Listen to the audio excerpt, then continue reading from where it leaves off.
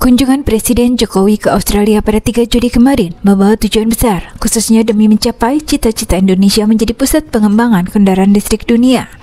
Dalam paparan sebelum berangkat di Landut Halim Perdana Kusuma, Jokowi menyebut kunjungannya ke Australia kali ini sangat strategis.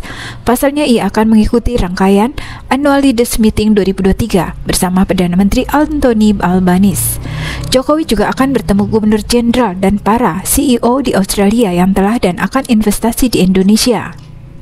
Bidang prioritas yang akan dibahas di Australia mencakup investasi, perdagangan, bidang kesehatan, transisi energi, dan peningkatan sumber daya manusia. Menurut peneliti dari Australia National University, Dr. Arianto Pantonru, kunjungan Jokowi ke negeri Australia tidak lain dan tidak bukan adalah membahas peluang kolaborasi pengembangan kendaraan listrik. Selama ini, pemerintahan Jokowi berusaha mengembangkan peluang cadangan nikel yang sangat besar di Indonesia, bahkan dengan melarang ekspor biji nikel demi bisa menghasilkan produk dengan nilai lebih yang saat ini difokuskan pada baterai kendaraan listrik. Kendati begitu, Indonesia tidak bisa sendiri menghasilkan produk tersebut. Umumnya, kendaraan listrik menggunakan baterai lithium-ion. Komponen utama sel baterai ini memang nikel, namun diperlukan mineral lain seperti lithium. Alhasil, Indonesia perlu menggait banyak pihak. Salah satu yang sangat potensial adalah Australia, yang dikenal memiliki cadangan lithium yang besar. Indonesia perlu berkolaborasi dengan negara lain, seperti Australia, ujar Dr. Arianto seperti dikutip dari ABC News pada Minggu 2 Juli. Keinginan Indonesia untuk bermitra dengan Australia sudah sering disuarakan termasuk oleh Menko Bidang Kemaritiman dan Investasi Luhut Binsar Panjaitan selama kunjungan ke Australia pada Februari lalu.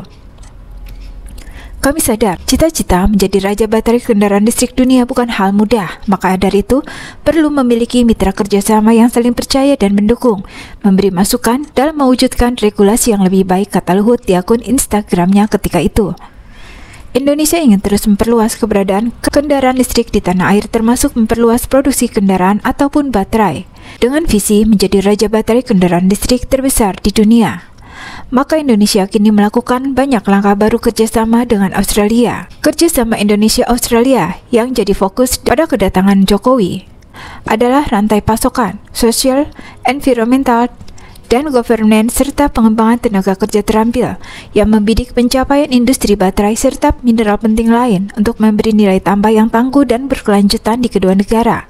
Kemitraan antara Indonesia dan Western Australia terkait pasokan lithium membuka peluang besar di sektor mineral penting, mengingat Australia Barat punya cadangan mineral yang melimpah untuk hasilkan baterai listrik. Australia akan memasok lithium untuk Indonesia dan Indonesia akan jadi pemasok nikel, di mana keduanya ialah bahan utama membuat baterai kendaraan listrik atau EV, kata Dubes RI Canberra, Siswo Pramono. Indonesia dan Australia akan terus bekerja sama untuk kontribusi global value chains agar bisa memasok baterai dan mineral penting lain yang dibutuhkan dunia. Indonesia direncanakan jadi pusat pengolahan karena memiliki nikel dan tenaga kerja yang berlimpah sehingga mudah mengakses dan memproses bahan baku yang didukung oleh standar keahlian dari Australia.